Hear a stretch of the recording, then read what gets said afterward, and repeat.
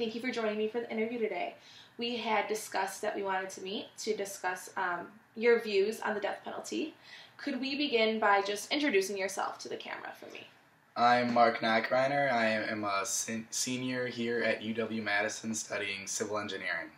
Awesome. Thank you for that.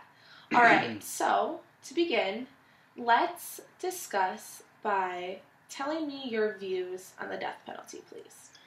I personally believe that the death penalty should be used in all states, and this is because if you murder someone, I also believe that you deserve to die.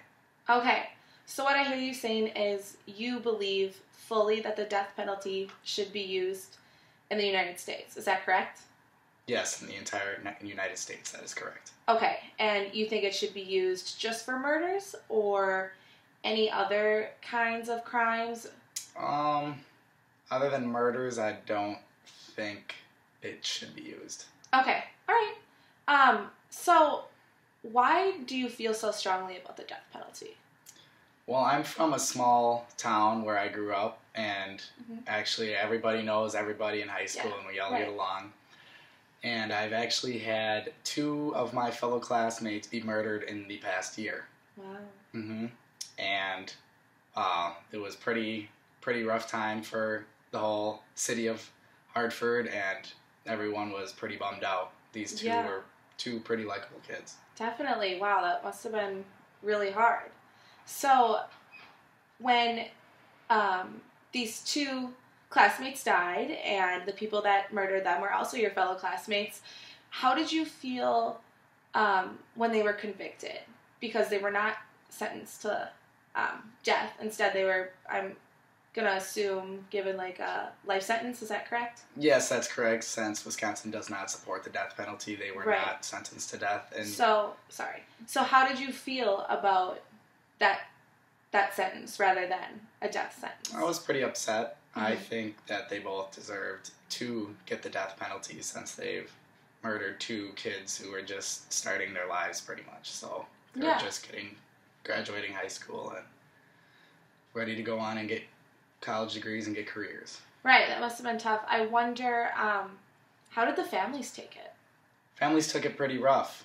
I personally believe that if the death penalty is enforced, that it gives the families a little sense of closure and allows them to just sort of deal with what has happened in their family. Right, so I hear you saying that it would just bring almost some closure for the family, help them have it come a little easier for them knowing that their loved one's murderer was put to death. Is that correct? Yes, that is correct. Okay, so you seem to have strong emotional ties to the victim's family from your story, but I wonder how you would feel the murderer's family while they're on death row. Would you have any kind of sympathy towards them, or what are your views on that? Yes, I would have sympathy towards the murderer's family, but I don't think that is just enough for the murderer not to be sentenced to death. I mean, they took lives, and they should know the consequences of doing something that rash and that hateful. So, and they are going to have to deal with it, and their families are going to have to deal with it. And it's not like their families aren't the ones that committed the murder. It's their... It was the individual. Yes, and they're going to have to take responsibility for their actions. So you would have sympathy for the families? I would have sympathy towards the family, but... Empathy? Sympathy? Sympathy. Sympathy. Okay. So now that we discussed your views, that you support the death penalty, you have some deep emotional ties, definitely, towards the subject, and you discussed how it can bring closure for the family. I was wondering if you believe there are any other benefits to the death penalty. Yes, I think there are a couple other benefits. First of all, it prevents overcrowding in prisons and keeps the population in prisons down. Yeah. These people who commit murders, if they are sentenced to life in prison, they are getting 3 warm meals a day, and taxpayers have to pay for them to go to prison, whereas if they were sentenced to death, then... It would cut the short... It would, yes. Or the sentence a lot shorter. So, I hear you saying it would help with the overcrowding issues, and I think another point that you're trying to make is that it would definitely help the taxpayers as well, because they wouldn't have to be paying for this person's meal and shelter, basically, correct? Yes, the individuals who committed the murders in our hometown were just about 18 years old, so we're going to have to pay for them to live in prison essentially for the rest of their lives, which could be how many years? Yeah.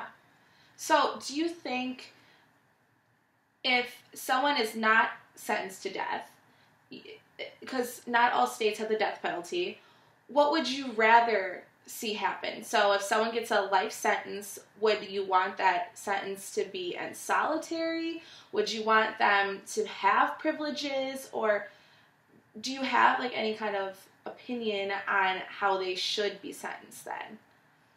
If they are not, if like in our case where we live in Wisconsin and they cannot use the death penalty. So in this case, they can't be sentenced to death. What do you think would be almost the next best thing, the next best treatment, I suppose you could say, that they would receive? That would be, that's a tough question.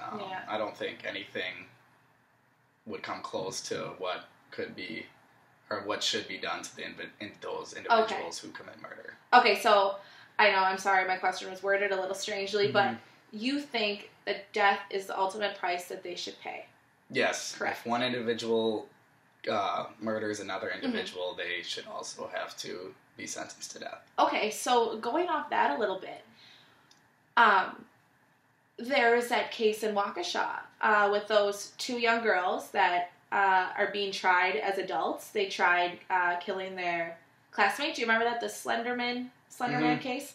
Okay, so they didn't succeed with killing her, but how do you feel about minors that are tried as adults?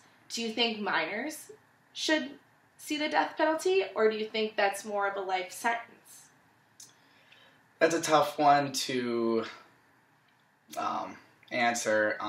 I know from past courses that the brain doesn't fully develop until you are like 25, I believe, and that's really tough. But I feel like they know enough not to commit murder, and that there should be some very serious consequences for their actions. Okay, so maybe not necessarily death, but a very harsh life without parole sentence? Maybe, yes. I mean, I guess you'd have to look at each individual circumstance and see how severe it was and whatnot. Awesome. Well, thank you so much.